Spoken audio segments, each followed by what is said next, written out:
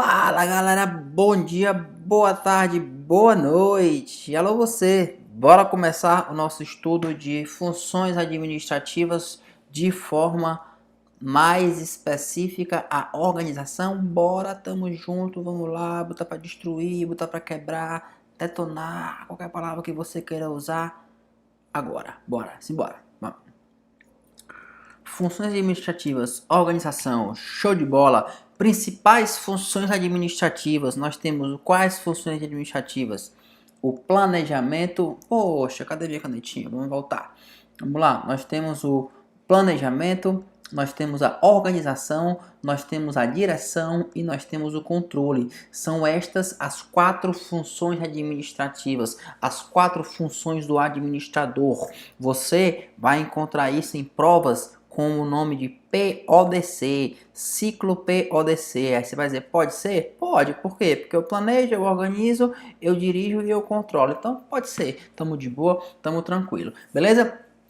Vamos dar uma visão geral sobre cada uma dessas funções administrativas para que você possa entender o nosso ciclo, o nosso processo administrativo como um todo. E aí hoje a gente vai bater de forma firme, forte e violenta na função organização, tá bom? Planejamento. Para que serve o planejamento? A ideia do planejamento é o quê? Definir metas, definir objetivos e definir o caminho para alcançar essas metas e esses objetivos. Então eu vou definir também as estratégias, tá? A ideia do planejamento é justamente essa: definir objetivos, definir metas, definir também a estratégia, que é o caminho para alcançar essas metas e esses objetivos, certo?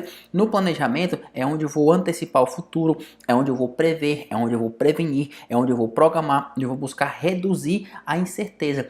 Aqui na função planejamento, eu vou fazer o quê? Vai nascer a minha missão organizacional, que é a razão de existir da minha empresa. E aqui também no planejamento vai nascer a minha visão organizacional, que é o quê? O sonho da minha empresa, é onde ela quer chegar, tá bom? Então tudo isso aqui tá ligado dentro da função planejamento. Salva isso para ti. Planejamento define metas, definir objetivos e definir a estratégia, que é o caminho que eu vou cursar para chegar nas minhas metas, nos meus objetivos definidos. Show de bola? Show de bola. Vamos agora para a função qual? Organização. Segunda função, função organização. Maravilha. E é bom que ela vai ser o nosso foco de hoje, né? A ideia da organização tá ligada a quê? A distribuir, a atribuir, a empregar, a alocar. Quem? Recursos. Recursos o quê? Financeiros, materiais, humanos, tecnológicos, ambientais. Então, a ideia da organização é justamente essa. Eu vou atribuir os meus recursos, eu vou alocar, eu vou distribuir, eu vou pegar o que eu tenho e vou começar a organizar dentro da minha empresa. E aí vão nascer as cadeias de comando, vão nascer as hierarquias, vão nascer as estruturas, vão nascer os departamentos, tudo aqui através da função organização. Beleza? Outra função de direção. Falou em direção, lembro logo de que pessoas. A função direção está ligada a pessoas. Direção quer dizer o que? Coordenar, motivar, comunicar, liderar pessoas. E aqui liderar no sentido de exercer influência sobre uma pessoa ou um grupo com a intenção de alcançar um objetivo, tá bom? Então, função direção, falou nela, lembra de pessoas, comunicar pessoas, coordenar pessoas, motivar pessoas e liderar pessoas, tá bom? Tudo isso dentro da função direção. Show de bola. Por fim, a gente vai ter a nossa função controle. Nossa função controle está ligada à mensuração, à avaliação de resultados e também, né, tomadas de decisões para ajustar algum resultado que não esteja condizente. Então, na função controle eu vou olhar lá para o meu objetivo, meu planejamento. E lá tem os meus objetivos, tem as minhas metas. Na função controle eu vou olhar para cá e vou dizer o que está acontecendo na vida real, o que está acontecendo no mundo dos fatos, está condizente com o que foi planejado, com o que foi estrategizado, né? O que foi, enfim, dito que ia ser. Se tiver, né? Show de bola, segue o jogo. Se não tiver, eu vou ter que mensurar isso aqui, vou ter que avaliar isso aqui e vou ter que ajustar. Tá bom? Então, sempre na função controle eu vou mensurar e avaliar, claro, eu vou poder ter os resultados e vou ajustar quando necessário. Então, função controle fica com isso, mensuração e avaliação. Show, show, próximo, né? Matamos um pouquinho sobre cada uma das funções administrativas. E agora a gente vai ver um pouco sobre o que? O processo administrativo, que o processo administrativo é um pouquinho diferente das funções administrativas, né? A ideia do processo administrativo, qual que é? É eu pegar as minhas funções integradas como um todo, né? Ou seja, eu vou trabalhar agora o conjunto, não vou mais trabalhar só de maneira individual, só o planejamento, só a organização, só a direção, só o controle. Não, eu vou trabalhar isso em conjunto, essa interligação entre elas forma o processo administrativo. E essa sequência de funções, né, que está aqui na nossa tela, como planejamento, organização, direção e controle. Depois volto para o planejamento, que eu estou sempre conferindo, né? Volto para a organização, para a direção e para o controle. Essa sequência aqui forma o ciclo administrativo, que é o ciclo PODC, beleza? Esse é o ciclo administrativo. As funções integradas entre si formam o processo administrativo e a sequência das funções forma o ciclo administrativo. Planejamento, organização, direção e controle vistos de maneira individual são as funções administrativas. Então são esses os três termos que nós temos, né? Show de bola? Show de bola. Bora começar a organização? Bora, vamos lá. Organização significa o ato de organizar, o ato de estruturar, o ato de integrar os recursos e os órgãos incumbidos da administração e estabelecer relações entre eles e suas atribuições. Então, palavras-chave para a função organização: distribuir, atribuir, empregar, alocar. O que é que eu vou distribuir, que eu vou atribuir, que eu vou empregar, que eu vou alocar? Meus recursos. Recursos quais? Financeiros, materiais, ambientais, humanos e tecnológicos, né? Então, pessoal, é isso. A organização é esse ato, né? Significa esse ato de organizar, significa esse ato de estruturar, significa esse ato de integrar os meus recursos e os meus órgãos para estabelecer relações entre eles. Então, da função organização vão surgir as estruturas administrativas, as estruturas organizacionais, beleza? Nasce daqui, da função organização. Que ao passo que eu organizo, que eu atribuo, que eu distribuo, que eu aloco os meus recursos, eu começo a estruturar a minha empresa, a minha organização. Beleza? Então fica com essa ideia inicial de organização e vamos ver um pouquinho agora sobre a estrutura organizacional. Beleza? Show de bola. Vou diminuir porque eu não enxergo de longe. A estrutura organizacional é a maneira pela qual as atividades da organização são divididas, organizadas e coordenadas. Lindo, maravilhoso. Vou ler de novo e vou marcar. Para quê? Para você copiar no teu material de resumo e de estudo, tá bom? A estrutura organizacional é a maneira pela qual as atividades são divididas, são organizadas e são coordenadas. A estrutura organizacional constitui a arquitetura ou o formato organizacional que vai assegurar a divisão e a coordenação das atividades do membro da organização. Show de bola! Então, na verdade, a estrutura organizacional funciona como a espinha dorsal da organização, o esqueleto que sustenta e articula suas partes integrantes, né? Então, salva, estrutura organizacional é a maneira pela qual as atividades da organização são divididas, organizadas e coordenadas e que funcionam como a espinha dorsal da minha organização, né? Enfim, essa função administrativa de organizar vai conduzir necessariamente à criação de uma estrutura organizacional. E ela vai ser o quê? O conjunto de tarefas formais que eu vou atribuir para as unidades e vou atribuir para as pessoas. É isso que vai ser a minha estrutura organizacional. Essas relações de subordinação, incluindo linha de autoridade, de responsabilidade, número de níveis hierárquicos, essa cadeia hierárquica, a amplitude do controle administrativo, a comunicação eficaz, né, entre esses órgãos, essa coordenação entre esses órgãos e pessoas, tudo isso vai estar ligado à minha estrutura organizacional. Tudo vai vir, tudo vai advir daqui, né? Então, esse controle, essa estrutura organizacional, ela vai ser eficaz na medida em que ela facilitar o alcance do objetivo pelas pessoas, né, do objetivo da organização.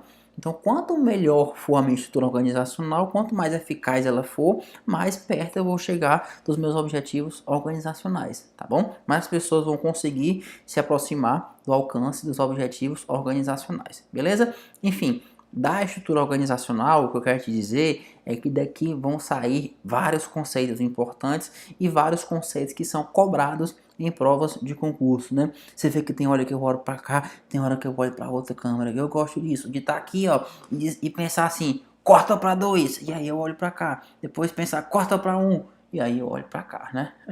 Maravilha, bora continuar então e vamos começar a ver esses conceitos super interessantes que advém da estrutura organizacional, beleza? Nosso primeiro conceito, se eu não me engano, é hierarquia administrativa. Vamos olhar. Hierarquia administrativa, perfeito.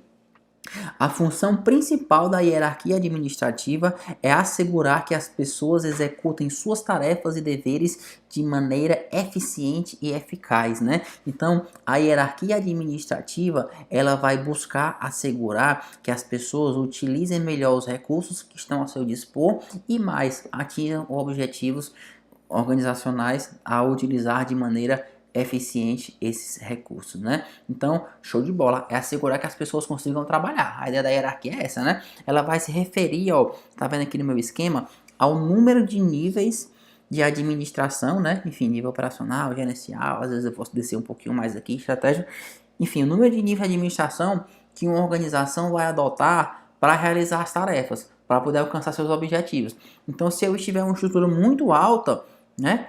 O que quer dizer alta? Vários níveis, né? Vários níveis aqui de gerência, de direção, enfim. Se eu tiver uma estrutura muito alta, eu vou ter muitos níveis hierárquicos. Então, uma estrutura mais baixa, eu não vou precisar ter muitos níveis hierárquicos, tá bom? Vê a ligação entre hierarquia e estrutura organizacional. Uma estrutura mais alta, eu vou ter muitos níveis hierárquicos. Uma estrutura mais baixa, eu não preciso ter tantos, né? Por quê? Que vai ser mais fácil de eu assegurar que as pessoas consigam trabalhar de maneira eficaz e eficiente, tá bom? Mais um conceito importante agora que a gente vai trabalhar é a de divisão do trabalho. Um princípio fundamental utilizado durante várias décadas nas organizações do mundo inteiro pregava que o trabalho é executado por mais eficiência por meio da especialização dos empregados. A especialização do trabalho, que também recebe o nome de divisão do trabalho, é o grau em que as tarefas organizacionais são divididas e fragmentadas em atividades separadas. Então, a ideia de divisão do trabalho é a ideia de especialização do trabalho. Quanto mais eu fragmento, quanto mais eu especializo, quanto mais eu subdivido, mais eficaz eu vou ser nos meus resultados. A ideia que prevalecia é essa, né? Enfim, agora eu vou te contar uma coisa do mundo real. Vou te contar uma coisa da prática que acontece, né? Apesar das aparentes vantagens da especialização, de a gente dividir, subdividir, subdividir, muitas empresas, muitas organizações, elas estão abandonando esse princípio, tá? Por quê? Porque com tanta especialização, os empregados acabam ficando isolados naquela tarefa ou naquele setor específico, naquela rotina diária, naquela tarefa chata, naquela tarefa repetitiva, né? E aí aquilo vai trazer fadiga humana, fadiga mental, fadiga psicológica e vai atrapalhar no alcance dos resultados. Outra, quando eu tenho um cara muito especializado, quando eu tenho um sujeito que só faz aquela tarefa específica, ele é alienado naquilo ali, ele tende, né, a ficar autocentrado. Ele só vai olhar para o trabalho dele. Ele não vai olhar para a organização como um todo. Ele vai esquecer de olhar para os resultados. Ele vai olhar apenas para os meios, apenas para os processos, né? E aí isso não vai ser tão eficiente, não vai trazer os resultados esperados. Pode ser uma disfunção, na verdade, tá bom? Então, muitas empresas hoje estão abandonando essa ideia de muitas especializações. O que é que estão fazendo? Estão enxugando, né, essa divisão do trabalho que eu coloquei aqui, enorme. Olha, eu coloquei o nível estratégico aqui, coloquei um gerente, né? Coloquei um operacional e aí dentro do operacional tem um especialista, outro subespecialista, outro subespecialista. As empresas estão enxugando isso aqui, sabe? Elas estão cortando aqui, até corta até aqui. Muitas vezes o operacional se liga até o gerencial. Para quê? Para ampliar esses cargos, né? A gente chama de ampliação de cargos para proporcionar maiores desafios, proporcionar mais, o cara fica com mais vontade, né? Com mais desejo de trabalhar, de ser excelente, de ser maravilhoso e tá sempre se desafiando, né? Ele tem que estar sempre se capacitando, sempre melhorando. Isso vai trazer mais resultados para a organização. Então, as empresas hoje já estão buscando atribuir tarefas, fazer mais trabalhos em equipe, fazem rotação, né? Pega o cara sujeito, o cara às vezes roda em vários cargos da empresa para que ele se sinta sempre motivado, sempre empenhado, sempre, enfim, desafiado a atingir resultados organizacionais, tá bom? Mas fique com o conceito, divisão do trabalho é especialização do trabalho. Um princípio fundamental que era bem utilizado era essa, que quanto mais o trabalho é especializado, mais o trabalho é executado com eficiência, tá bom? Mas trouxe uma outra visão da realidade que também já é cobrada em provas de concurso, certo? Cadeia de comando. Cadeia de comando é uma linha contínua de autoridade que liga todas as pessoas de uma organização e mostra quem se subordina a quem. Ela é associada a dois princípios enunciados pela teoria clássica da administração: o princípio da unidade de comando e o princípio escalar, não é isso? São os dois princípios. Ótimo. Cadeia de comando, o que é? Vai dizer quem se subordina a quem. É a linha mesmo, sabe? É a linha mesmo, sabe aqui, ó. Executivo, chefe, tem a linha que passa por diretor, que passa por gerente, que tem um analista como seu subordinado. Esse analista de marketing sendo subordinado, ele vai ter dois assistentes subordinados nessa estrutura que eu coloquei aqui. Esse assistente vai ter um estagiário subordinado e esse outro assistente vai ter dois estagiários subordinados. Essa linha contínua de autoridade que mostra quem se subordina a quem é tida por cadeia de comando. É isso que é a cadeia de comando. E ela está associada a dois princípios da teoria clássica da administração de Fayol, o princípio da unidade de comando e o princípio de escalar. O princípio da unidade de comando significa que cada subordinado deve obedecer a apenas um chefe. Então, o estagiário de marketing aqui ele obedece ao assistente de marketing. O assistente de marketing obedece ao analista de marketing. O analista obedece só ao gerente. O gerente obedece ao diretor. O diretor obedece ao executivo-chefe, né? Enfim, e o princípio escalar são essas linhas claramente definidas, né, de autoridade, que vai desde a cúpula da organização até a base, né? Começa lá no chefe e vai até o estagiário, inclui todos os empregados. Esse é o princípio escalar. Eu vou escalando pela organização através da linha de autoridade, tá bom? Ou seja, cada pessoa, no princípio escalar, a ideia é essa. Cada pessoa deve saber a quem se reportar, né? E também deve saber quais os níveis administrativos que se sucedem até chegar no topo. Então, a ideia da cadeia de comando é essa, linha contínua de autoridade. Para quê? Mostrar quem manda quem obedece quem. Tranquilinho, né? É um conceito importante, é um conceito cobrado e que muitas vezes a gente tem já ele de maneira empírica na nossa cabeça, que te trouxe a base científica, tá bom? Autoridade e responsabilidade. Vamos lá. A autoridade é o direito formal e eu não enxergo assim, não adianta. A autoridade é o direito formal e legítimo de tomar decisões, dar ordens e alocar recursos para alcançar objetivos organizacionais desejados. Show de bola! A autoridade é formalmente estabelecida pela organização por meio do poder legitimado. A cadeia de comando reflete a hierarquia de autoridade que existe na organização. Você vê que a autoridade ela é algo formal, né? A liderança, a gente vai trabalhar aqui em algum momento do nosso curso, que a liderança ela é informal. A liderança independe de quê? De formalidade, depende de cadeia de comando, depende de autoridade. A liderança, ela vem da pessoa, as pessoas vão ser influenciadas por quem aquele sujeito é, ou por quem ele mostra que é, enfim, pela influência que ele vai exercer sobre a pessoa para alcançar objetivos, né? A autoridade, não. A autoridade, ó, ela é formalmente estabelecida por meio da organização. É tão importante, cara, você saber disso. É muito, muito, muito, muito, muito importante você saber que a autoridade é algo formalmente estabelecido, tá? Por quê? Porque cai na tua prova. E aí você tá estudando para acertar os pontos, para ganhar ponto. Então, grava isso, beleza? Por isso que é importante. Fácil, né? Show de bola. Vamos lá.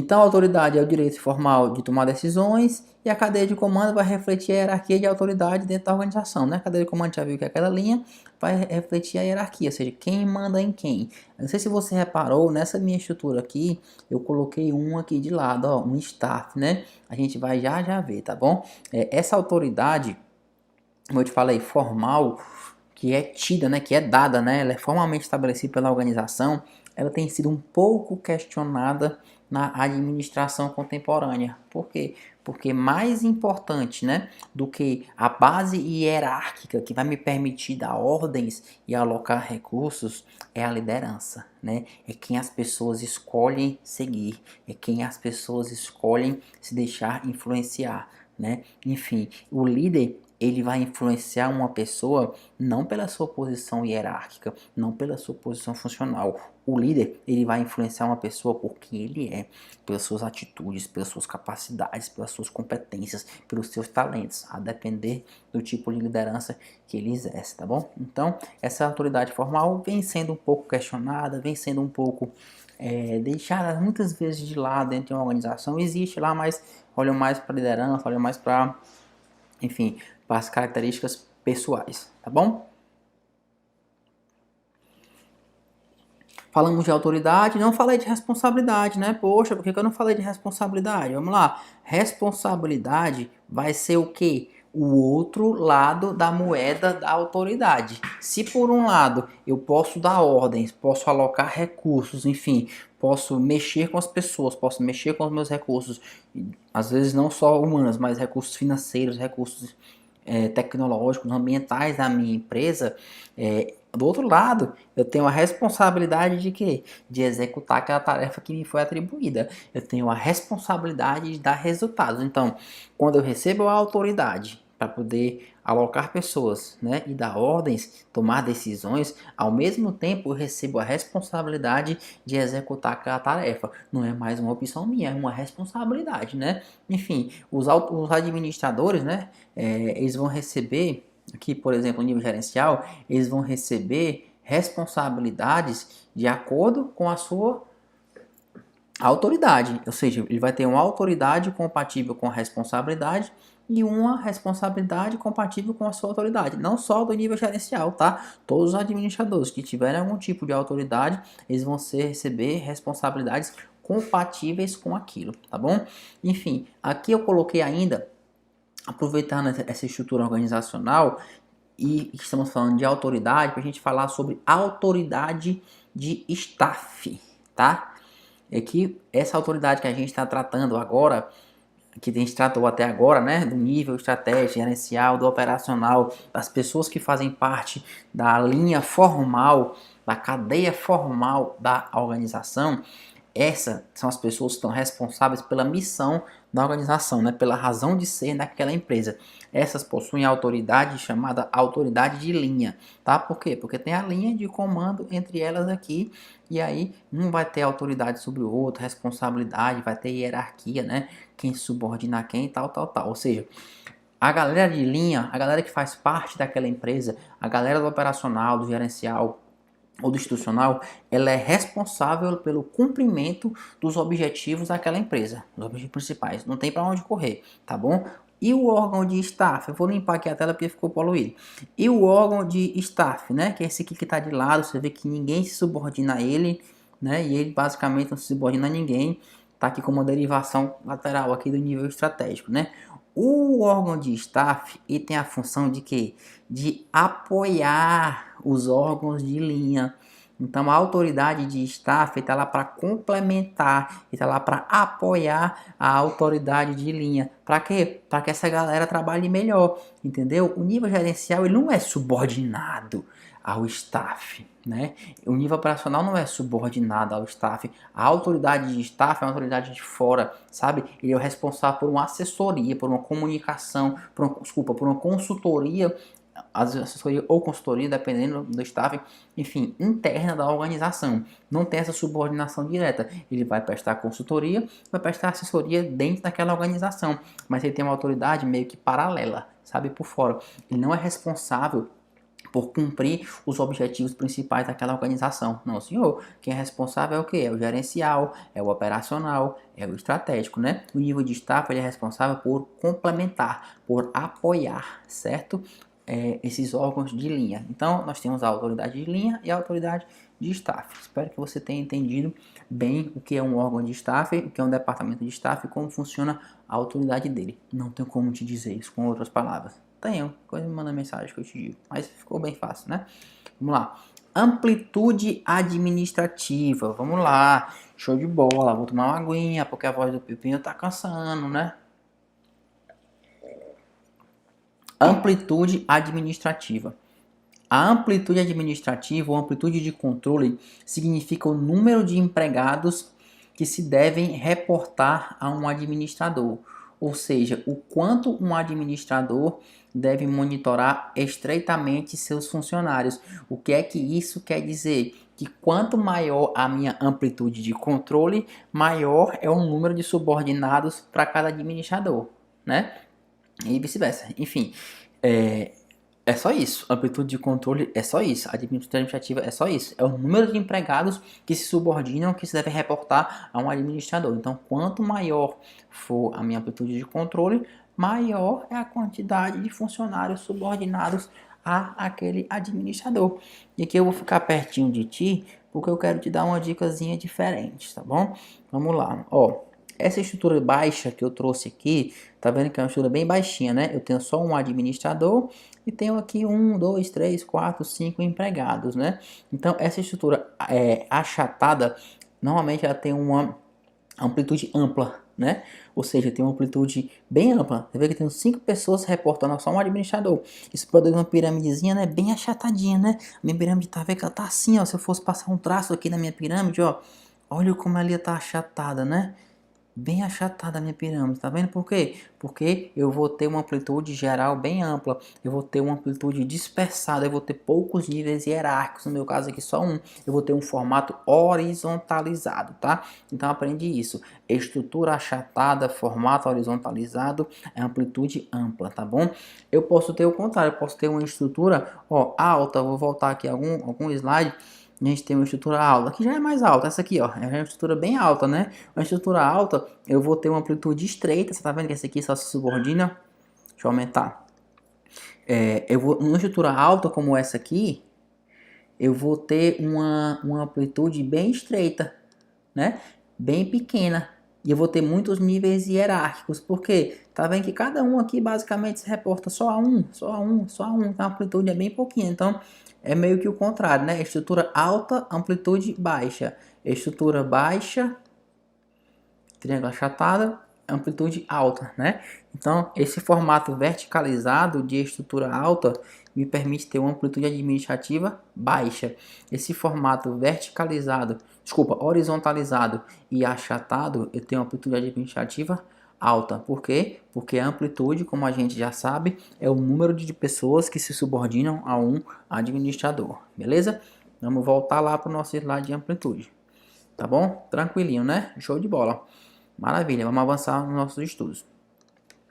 Centralização e descentralização. Eu adoro essa parte de centralização e descentralização no estudo da administração geral. Por quê? Porque eu também tenho formação em administrativo, né? Em direito administrativo. Então, eu gosto porque é o mesmo conceito, mesmo nome em duas áreas de aprendizado, em duas ciências diferentes e com conceitos totalmente distintos, tem o mesmo nome, a mesma nomenclatura e com conceitos totalmente diferentes. Eu adoro porque eu conheço as duas. Deve ter outras áreas aí de conhecimentos que eu não conheço, que eu não sou especialista, que deve também usar esse nome e é maravilhoso, tá tudo bem com isso. Beleza? Vamos lá. Primeira coisa, não confunda centralização e descentralização com a descentralização e centralização do direito administrativo. Lá no direito administrativo, centralizar uma atividade ou descentralizar uma atividade, o conceito de centralização e descentralização está ao que? Atribuir, né, se for descentralizar ou não, se for centralizar, determinada execução, determinada atividade a um outro ente.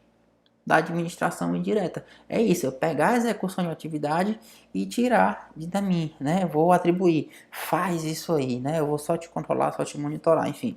A ideia é essa, é a atribuição de atividades para outra pessoa.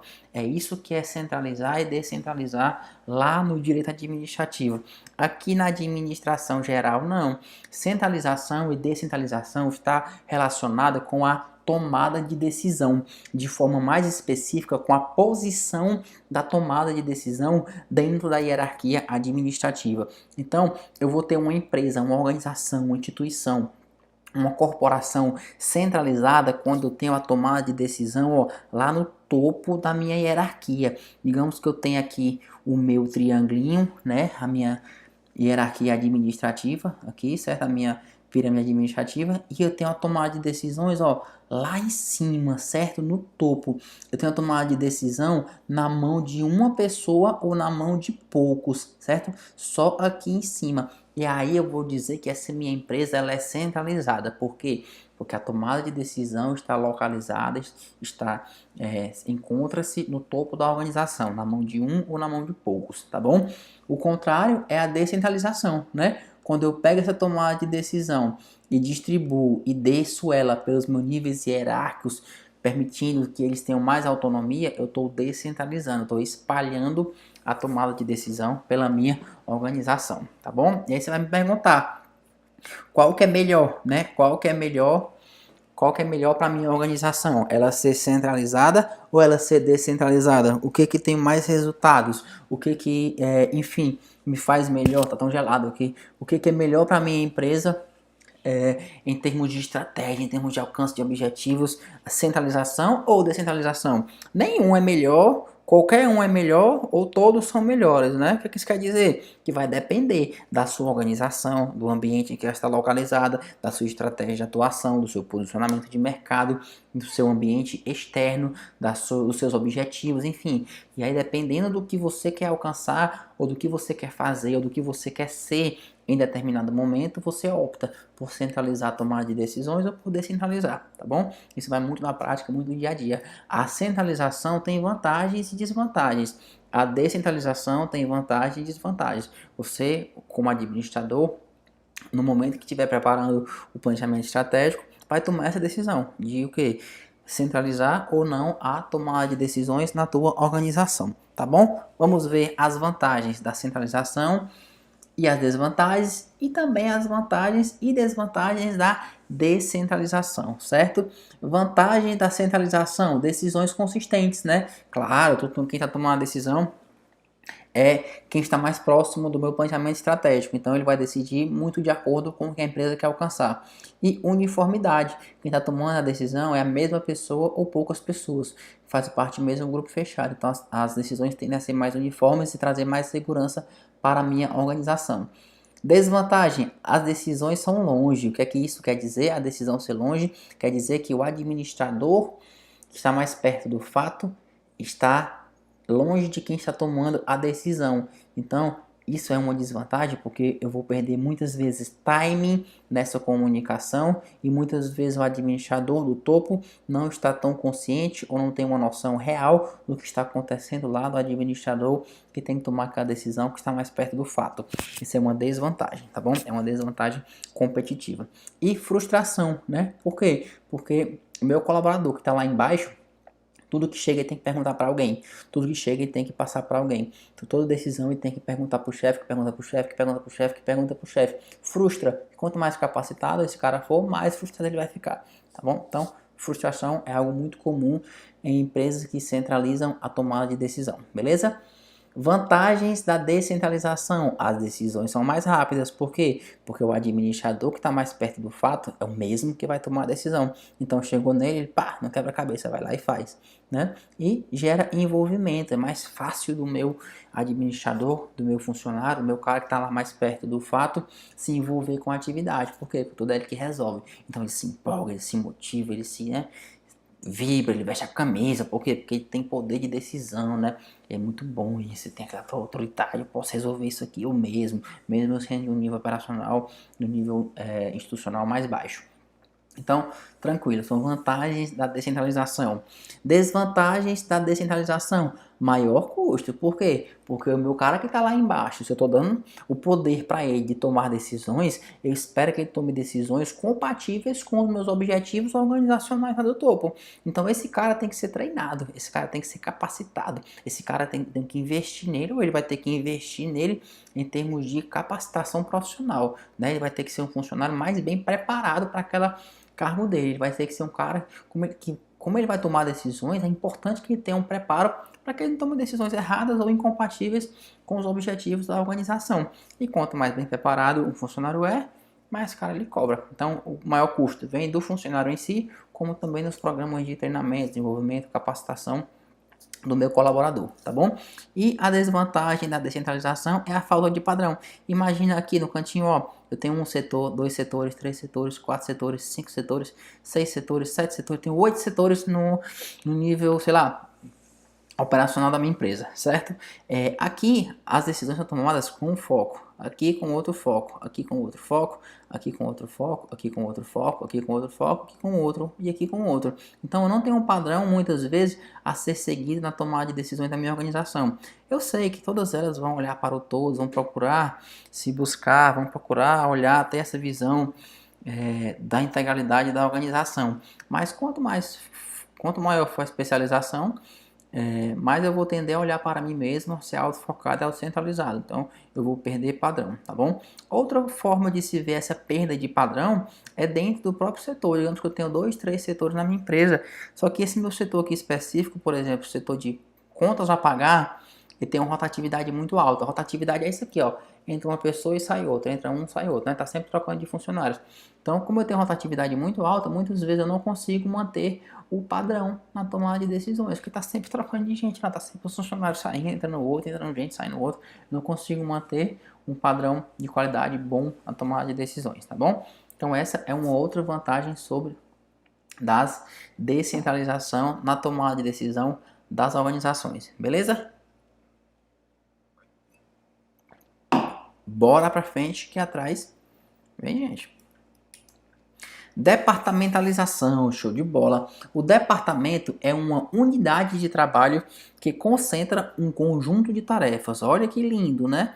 O departamento é uma unidade de trabalho que concentra um conjunto de tarefas. Copia, tá? Copia porque esse conceito é importante, abre muito os teus olhos e ele é bem cobrado em prova. Essa é uma visão, esse é o conceito de Chiavenato, na verdade. Tem uma discussão aí, ó. Vamos fazer aqui uma pausa para a gente respirar um pouquinho. O nome do cara é Chiavenato ou é Chiavenato?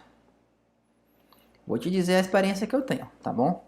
Eu tive a oportunidade de assistir a um treinamento do Chiavenato lá em Fortaleza. Ele foi dar uma palestra lá em Fortaleza sobre o método, o modelo Disney de gestão. E eu pude assistir essa palestra com o Chiavenato, lá esse treinamento lá com ele. E o cara que o apresentou chamou de Chiavenato. Passou o evento todinho, foram algumas horas, chamando o cara de Chiavenato. Se ele não disse que não era Chiavenato, que não sou eu que vou dizer que não é. Pra mim também é Chiavenato, tá bom? Então segue o jogo, não é Chiavenato não. Ou então é e ele não disse e eu não posso fazer nada. Ele aceitou que chamasse Chiavenato. Se ele aceitou, eu vou chamar ele de Chiavenato também. Beleza? Bora! O departamento é uma unidade de trabalho que concentra um conjunto de tarefas. Chiavenato chama o processo de dividirmos a organização em departamentos de especialização horizontal. Para ele, a especialização horizontal ocorre quando se verifica a necessidade de aumentar a perícia, a eficiência e a melhor qualidade do trabalho em si, né? E que ele traz a ideia de criar departamentos para especializar, sabe? Subdividir. Por que ele chama de horizontal? Porque quantos mais departamentos eu tiver, mais, né, achatada vai ficar na minha empresa, mais horizontalizada vai ficar na minha empresa, né? Por quê? Porque os departamentos são no mesmo nível hierárquico. Então eles ficam lado a lado, um do lado do outro, não fica em cima. Então, por isso que é horizontal, né? Não sei se você sabe, mas horizontal é assim, vertical é assim. Beleza? Vamos lá. Nós temos um estudo de várias maneiras de se departamentalizar uma empresa, ou seja, de fazer essa divisão em unidades de trabalho, tá bom? As principais são funcional, por produto, por cliente, geográfica, por processo e por projetos, tá bom? Vamos começar pela departamentalização funcional. Na departamentalização funcional, as pessoas são agrupadas de acordo com a semelhança das atividades. As pessoas são agrupadas em unidades de trabalho de acordo com a semelhança das habilidades, de acordo com a semelhança dos recursos disponíveis para as funções ou para as especializações das empresas. Então, liga logo essa ideia de departamentalização funcional com especialista, tá bom? Vantagem, eu vou juntar especialistas em um só departamento. Então, eu vou ter a unidade de marketing. Lá vai ter só a galera que é boa em marketing, né? Então, com isso eu vou melhorar a interação, vou melhorar o treinamento dessa galera. Enfim, essa departamentalização funcional é muito indicada para organizações em que tem os setores mais estáveis, sabe? Não é só meio que padrão, assim. Desvantagem, falta de coordenação entre os departamentos, porque eu vou ter dificuldade de adaptação às mudanças, porque essa galera ela é muito especialista, então o cara do marketing só entende de marketing. Se eu precisar desse cara para botar em outro setor, se eu precisar desse cara para fazer um outro trabalho, ou se eu precisar que aquele trabalho dele vai mudar um pouquinho por uma demanda externa, do ambiente externo, ele não consegue se adaptar, porque ele é um super especialista. E aí ele, como super especialista, ele não consegue fazer nada de diferente além do que ele já faz, tá bom? Então é uma desvantagem. Essa dificuldade de adaptação à mudança é uma desvantagem. E a visão voltada para dentro dos seus membros, né? Acaba que cada um olha só para o seu setor. Então, a desvantagem é essa. Eles perdem a noção do todo e ficam olhando só para dentro de si. Eles ficam olhando só para dentro do seu subórgão, só para dentro da sua unidade departamental. Tá bom? Então, na departamentalização funcional, as pessoas são agrupadas de acordo com as suas especializações, de acordo com as suas habilidades, de acordo com as suas semelhanças de atividades, certo? Segunda, qual que é? Departamentalização por produto. Aqui é muito simples. Os departamentos são divididos por tipo de produto ou por tipo de serviço. As instituições, as organizações, as empresas escolhem esse tipo aqui de departamentalização por produto quando os produtos oferecidos são muito diferentes uns dos outros e demandam uma atuação muito específica. Pensa nessas lojas aí, multivarejistas de roupa. Aí ela vai ter um departamento só de compras masculina, só de compras feminina, só de compras masculino adulto, só de compras masculino infantil, só de compras masculino jovem, só de compras masculino folk, só de compras, entendeu? Por quê? Porque os produtos são muito diferentes uns dos outros e demandam uma atuação muito específica, certo? Esse processo de gestão, esse processo de inovação na departamentalização por produto, que é que a gente está falando, é bem mais fácil, porque cada departamento tem mais autonomia para escolher a sua linha de produto. Cada departamento tem mais economia para escolher como o seu serviço, como que eles vão ofertar, vão atender às demandas dos clientes. Então isso é muito bom, né? Então melhora essa coordenação entre os departamentos e tem a maior capacidade de inovação e de flexibilidade, tá? Desvantagem da descentralização, ó, da departamentalização por produto. Os especialistas ficam dispersos nos departamentos e aí o treinamento e o desenvolvimento deles acaba ficando em segundo plano, porque o foco aqui não é o desempenho da função, o foco é o produto, né? Já tá ficando feio a tela, deixa eu apagar. Funcional por produto, vamos lá. Departamentalização por cliente. Aqui o foco, a ênfase é no cliente. Na departamentalização por cliente, o cliente é quem é enfatizado. Enfim, quando a organização detém clientes com necessidades muito específicas, esse modelo é o que deve ser escolhido, né? Quando eu tenho alguns clientes, alguns poucos clientes, alguns muitos clientes, tanto faz, mas as necessidades, o que eles demandam, o que eles querem para si, enfim, o que é preciso para suprir as necessidades dele são muito específicas. Eu não consigo ter um padrão, não consigo montar um todo, não consigo montar um modelo mais global. Então eu meio que divido por cliente, né? A decisão de departamentalizar uma empresa de forma geográfica, que é a nossa próxima forma de departamentalização, ela deve ser tomada, geográfica, deve ser tomada quando? Quando as distâncias são muito grandes, ou quando as diferenças de cultura ou as diferenças de hábitos de consumo tornam uma gestão centralizada muito difícil. Então eu acabo departamentalizando por local, né? Departamentação geográfica. Digamos que eu tenho uma empresa que atue, por exemplo, no norte do país, aqui no estado do Pará, e também atua em Santa Catarina. As diferenças culturais, de hábitos de consumo são bem diferentes. Então eu tenho que pensar duas vezes se eu vou departamentalizar a minha empresa de forma geográfica. Pode ser que seja bem melhor, tá bom? Departamentalização por processo. Enfim, na departamentalização por processo, as organizações organizam, as instituições organizam suas atividades, elas agrupam os seus departamentos, falando assim melhor, em torno dos processos chaves daquela empresa. Então, as organizações vão dividir as suas equipes de acordo com os processos principais que são demandados pelo negócio da equipe delas, entendeu? Os funcionários encarregados de cada processo vão estar localizados nos setores responsáveis pelos mesmos processos. Então, o meu foco aqui vai girar em torno dos processos chaves da minha organização. Por fim, a departamentalização, qual que é? Que eu estou bem no meio, né? Por projetos também é muito boa e muito interessante.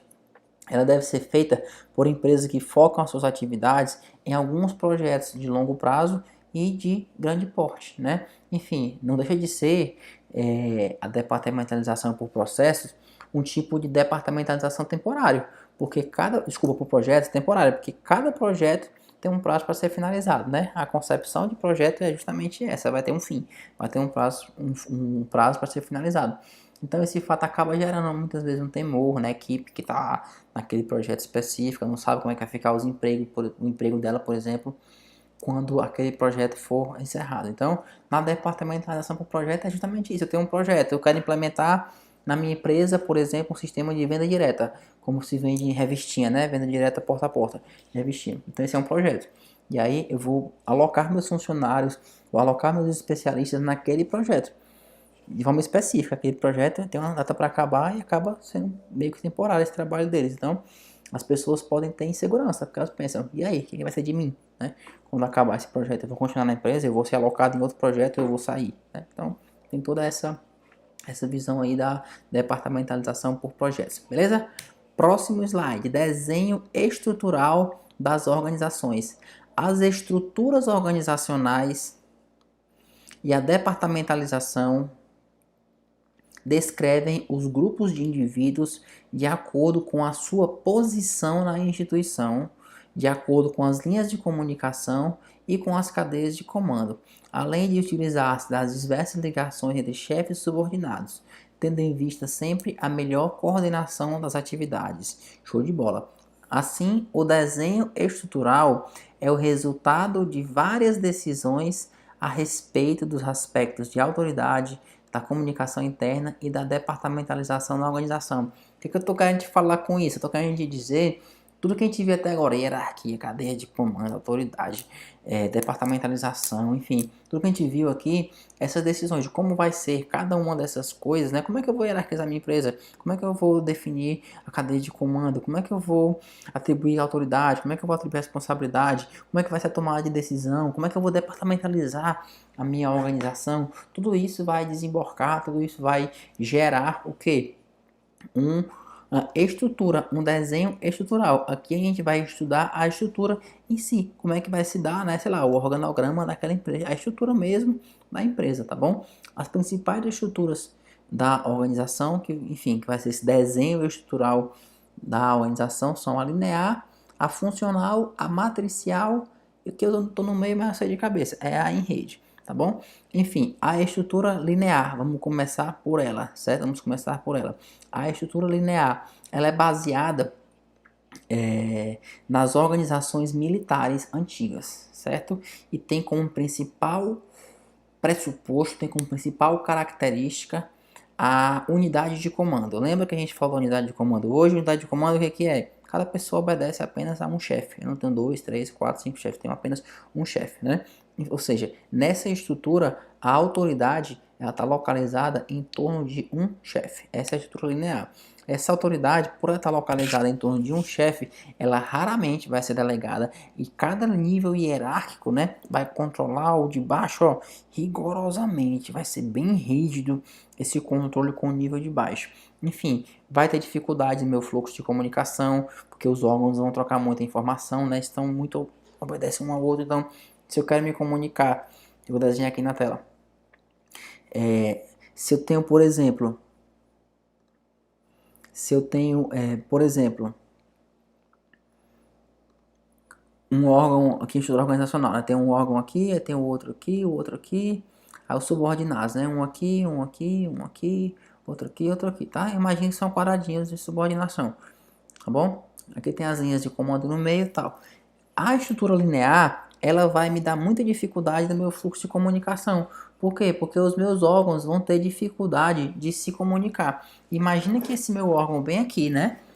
Que nesse cantinho, que vai obedecer a esse aqui, que vai obedecer a esse, que vai obedecer a esse, enfim, quer se comunicar com esse outro bem daqui, certo? Quando eu digo que um órgão quer se comunicar com o outro, eu estou querendo dizer que ele precisa do outro, que ele precisa de alguma decisão, ou precisa de alguma informação do outro órgão para poder tocar o seu trabalho.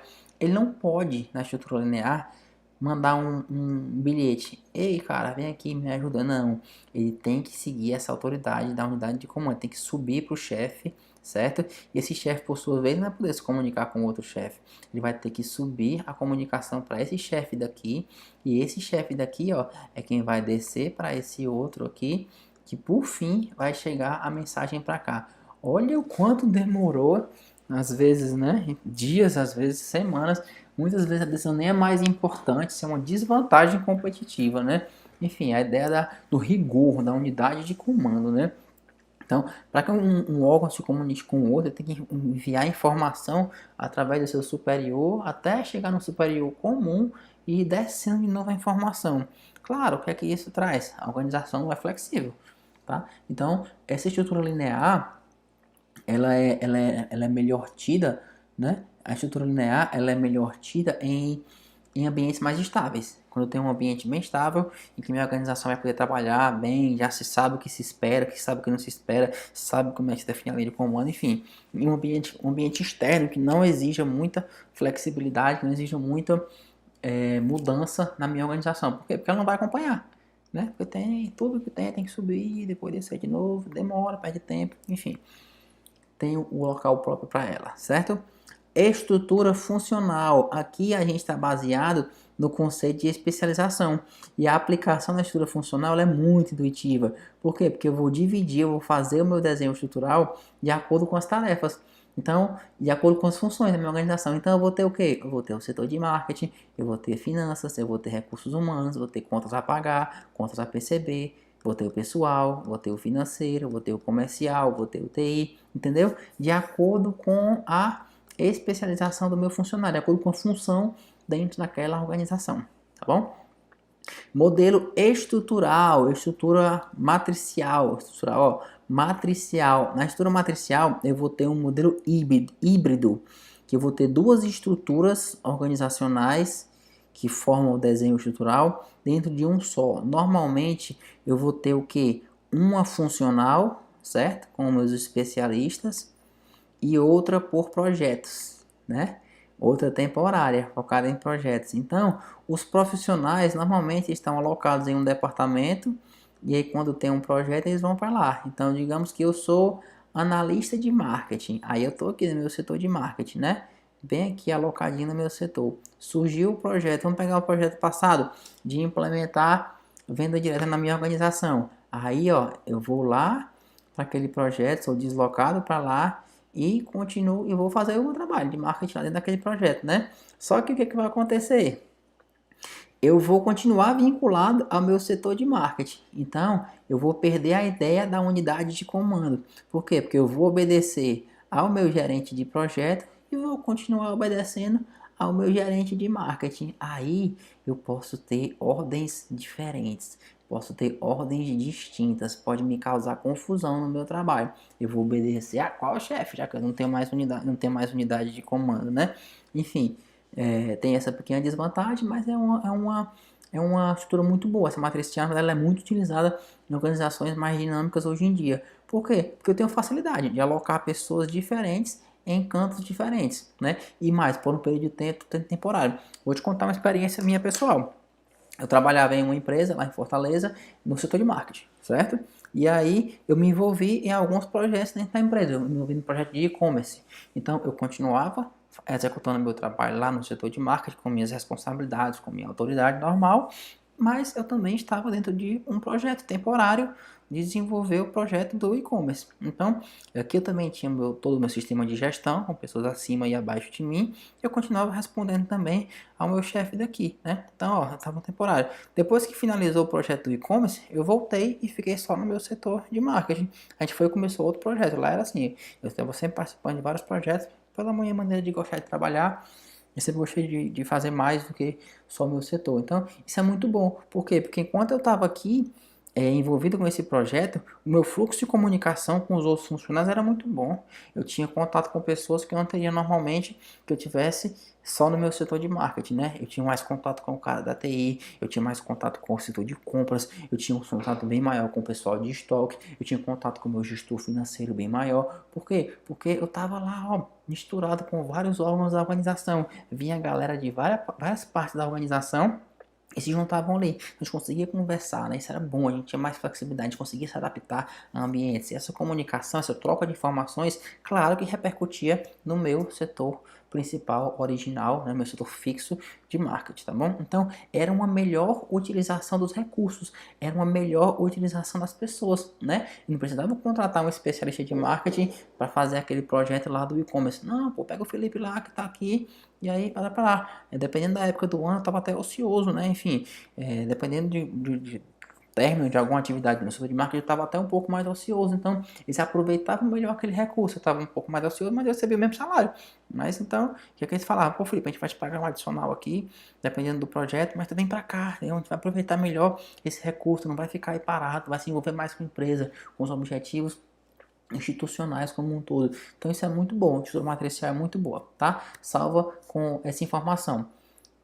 Vantagens: melhor aproveitamento dos recursos, já que eu tenho uma estrutura normalmente funcional fixa, especializada e uma temporária por projetos. E desvantagens: a perda da unidade de comando. Eu posso receber ordem de 2 chefes ou mais, dependendo do tanto de projetos que eu esteja, e ficar sem saber como agir e perder produtividade, tá bom?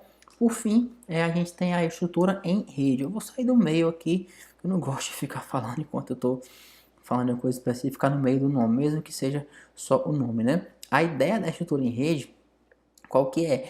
É pegar, vai ficar no meio, pegar aquele pensamento que existia, que uma organização tinha que fazer tudo, e aí tirar aquilo para trás, né? Tipo, ninguém é bom em tudo. Então eu tenho que fazer o quê? Eu tenho que ter parcerias. É uma ideia mais aberta, sabe? Eu tenho que me aliar a diferentes parceiros para dependendo da minha necessidade do momento, eu vou lá e ativo aquele parceiro e ele me ajuda no alcance do meu objetivo organizacional. Eu, por exemplo, aqui no Plano de Passo, eu tenho uma estrutura em rede bem organizada em relação a jurídico, em relação à contabilidade, em relação a marketing, em relação à comunicação. Essas são empresas parceiras que quando eu preciso, eu ativo. Né? Quando eu tenho alguma dúvida jurídica, eu quero tirar alguma pergunta, quero fazer alguma atribuição, eu vou lá e converso com o meu parceiro jurídico. Porque estamos ligados em rede. Eu não preciso ter comigo o dia inteiro um advogado com seus 2 ou 3 estagiários sentado olhando pra minha cara dizendo: e aí, Felipe, qual vai ser a de hoje? Não precisa, eu não quero esse cara comigo, entendeu? Eu vou aliar, não preciso ter tudo dentro da minha organização. Eu vou ter o quê? Vou ser bom no que eu faço. Eu vou ser bom nos meus planejamentos, vou ser bom nas minhas aulas. E aí, sempre que eu precisar de um setor jurídico, um setor de contabilidade eu preciso todos os meses, né? Mas foi uma opção minha ter essa estrutura em rede ao invés de ser interno. Quando eu preciso de um setor de marketing mais específico, uma comunicação, um setor comercial, eu vou lá por fora, né? Eu tenho essa galera. Enfim, eu consigo ser mais flexível, eu consigo me adaptar mais àquele ambiente. Porque se aquele meu parceiro não me suprir, o que eu faço? Troco. Eu pego outro, né? Então, a minha agência de marketing, eu passei um tempo tendo um parceiro em rede chamado gerente de sucesso. Ele media o meu sucesso organizacional. E eu troquei. Por quê? Porque eu achei que no tempo que o meu gerente de sucesso, através das métricas que a gente tinha, que a gente atribuía, eu achei que o meu gerente de sucesso não estava tendo sucesso no trabalho dele. E aí foi o que eu fiz, ó, pá, me adaptei. Por quê? Porque aquele cara não estava mais compatível com os meus objetivos organizacionais. O meu mercado mudou e ele não acompanhou. Ou seja, ele não foi flexível, mas eu fui. E aí eu me adaptei à mudança. Troquei meu gerente de sucesso. Vê como é importante, né? Meu custo foi bem menor, né? Enfim, eu posso focar no que eu realmente sei fazer de melhor. Eu posso focar no meu know-how, na minha expertise mesmo, né? Que a gente chama no meu cérebro, no meu core, né? No meu core business, no que eu sou melhor. E mudar o rumo da minha organização sempre que necessário. Por quê? Porque eu tenho parceiros interligados em rede, eu não preciso ser bom em tudo, né? Enfim, um conceito que a gente tem que ter importante nesse estudo de estudo em redes é o da interdependência. Por quê? Ninguém consegue alcançar seu objetivo sozinho. Né? Da maneira que eu preciso do meu gerente de sucesso, ele também precisa de mim. Então, cada nó na rede é importante para que o meu objetivo organizacional seja atingido. Né? Pô, e quem é o foco? O foco, o gerente de sucesso vai ter a rede dele, o escritório de contabilidade vai ter a rede dele, a agência de marketing vai ter a rede dele, o meu foco é o meu. Né? Então, cada nó da minha rede vai ser fundamental para que eu atinja meu objetivo. Enfim, essa é a ideia, é que essa rede vai substituir a hierarquia. Você percebe que ele não me deve ordens diretas, nem eu devo ordem direta a ele? Eu não tenho um analista de marketing vinculado a mim? Não, eu tenho uma agência de marketing, né? Então, cada um é empresa independente, cada um tem suas atividades, seus trabalhos. Eu tenho a minha, ele tem a dele. E a gente, ó, não tem essa ideia de hierarquia, tem a ideia da parceria, da ligação. Nós somos um nó, nós temos uma parceria entre diversos entes, né? Eu não tenho poder hierárquico sobre os advogados do meu escritório jurídico. Não, eu tenho uma parceria com ele. Eu falo lá, minha demanda é essa, vem cá e me supre, né? Então, às vezes ele vem e me traz demandas que me protegem antes de eu ir atrás dele. Por exemplo, na parte de direitos autorais, ele me protege. Ele fala, Felipe, ó, isso aqui tu tem que agir, entendeu? Então, por quê? Porque somos parceiros e cada um depende do outro para atingir seu objetivo organizacional. Ideia da estrutura em rede: estrutura mais flexível, certo? A minha empresa fica mais flexível, portanto mais competitiva perante os meus competidores, perante o meu mercado, tá? Desvantagem: o controle é mais difícil, né? É óbvio que o controle que eu tenho sobre um setor de contabilidade externo, né? Enfim, sobre uma empresa parceira externa é bem menor do que se eu tivesse um setor de contabilidade aqui na outra sala do lado, né? Claro, óbvio que é menor, porque muitos processos de contabilidade não vão ocorrer no meu muro, não vai ocorrer dentro da minha sede, vai ocorrer fora. E aí vai estar sob o controle de quem? Do gestor, do empresário, daquela organização, não da minha. Ele vai ser apenas o meu parceiro, tá? Então a vantagem é essa flexibilidade maior, essa melhora em termos de competitividade, e a perda, né? A desvantagem é a perda no controle. Tá bom? Então essa é a estrutura em rede. E aí nós acabamos a nossa função administrativa de organização. Vimos muita coisa, muita informação, viu? Foi excelente, foi maravilhoso. Espero que você tenha gostado. Copie os principais conceitos que eu te trouxe, as coisas que eu falo aqui que não estão na tela. A da tela você tem a obrigação de saber, de copiar. As coisas que eu falo, às vezes faço uma brincadeira, faço um pá, pá, pá. Tudo é focado em questões que caem de concurso. Eu não quero que você saia daqui o rei da administração. Eu não quero que você saia daqui o rei da função administrativa. Eu tô um pouco me lixando para isso. Se você quiser ser rei da administração, você faz um MBA, você faz um mestrado, faz um pós-doutorado, faz qualquer coisa aí, tá bom? Eu quero que você acerte questões de concurso. Então, te trago conhecimento específico e direcionado para o que as provas vêm cobrando e tendem a cobrar. Te liga nisso aí, tá bom? Obrigado pela companhia. Se preciso, volta à aula, assiste de novo, copia o que for necessário. Fui, até a próxima. Ó, tchau. A hora é agora. Planeje Passe, planejamentos e acompanhamentos de estudos. Estude para concursos públicos, vestibulares e OAB. Com planejamento totalmente personalizado à sua rotina, de forma a otimizar seu tempo de estudos e lhe ajudar a garantir a tão sonhada aprovação. Acesse agora mesmo nosso site e escolha o planejamento que melhor se adequa a você.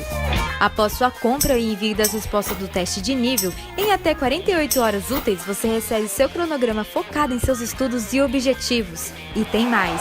Além do planejamento personalizado, você receberá o controle de conteúdo, indicação bibliográfica completa e muitas técnicas e dicas de estudos. Vem que a vaga é sua! Todos os nossos planejamentos são elaborados por coach experiente, certificado nacionalmente e internacionalmente e aprovado em diversos concursos pelo Brasil. Não perca tempo, venha para o time dos aprovados. Planeje Passe, planejamentos e acompanhamentos de estudos.